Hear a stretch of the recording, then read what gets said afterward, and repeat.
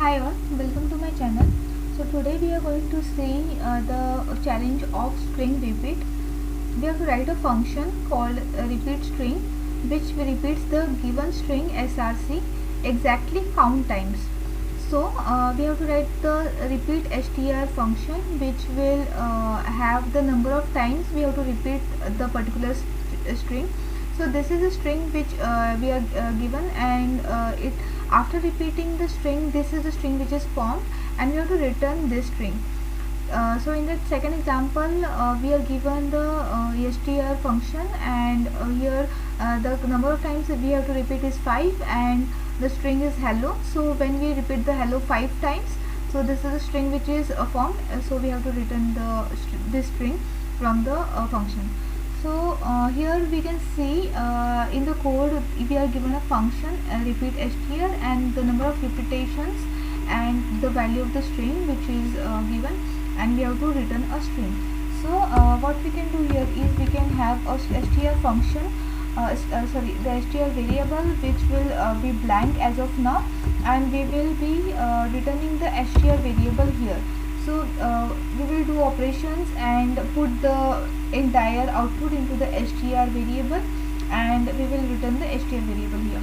So in order to do the calculation, so now what we can do is we have the package, we have that is strings package. So we will first import the strings package. Now the strings package is having a function which is repeat. Now I will have the repeat function here, and this repeat function is accepting two arguments within it, that is the string which we have to repeat and number of times we have to repeat it. So first we have to pass the string which we are going to repeat, so value is the string, and number of times, that is the repetitions, is the number of times which we are going to repeat this value string. So I'll just pass here. Now this string repeat is going to create a string which is which is repeated. Now I will store this particular string which is generated to str variable. So we can just test the code now.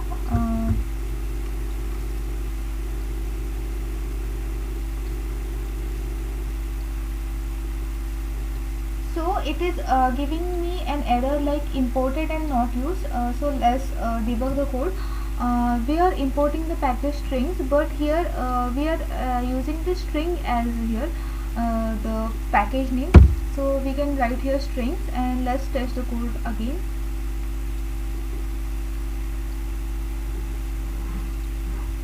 So yeah, the test case is completed. Now what we can do is instead of storing this particular string which is generated in the str variable, we are unnecessarily using the memory. So instead of this, we can directly return the string which is formed, and we can delete this line of code. So as you can see, like we are just in Golang we are just reducing the line of code, and all means 3-4 lines of code can be done within one line of code. So let's test the code now.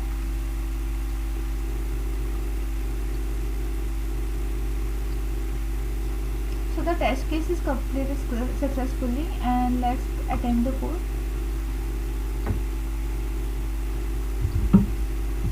Even the attempt is completed successfully, and if you want to do any refactoring more, then you can do, otherwise we can just submit the code. So I'm just submitting my code now.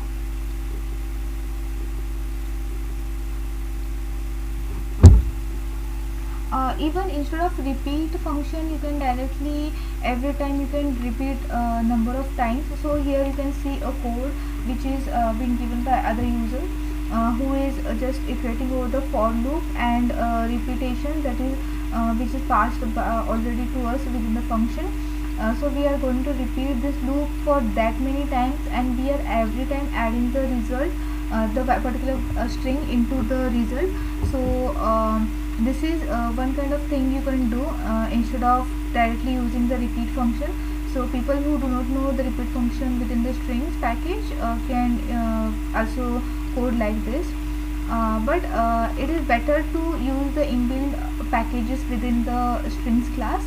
It will just optimize your code, and you will be more faster for generating the code. And the number of lines also, you can see here, we are just here doing it within the one line, but here they are having 4 lines of code. So number of lines of code will be also reduced if you are using some internal inbuilt packages. So yeah, that's all from this video. Thank you for watching.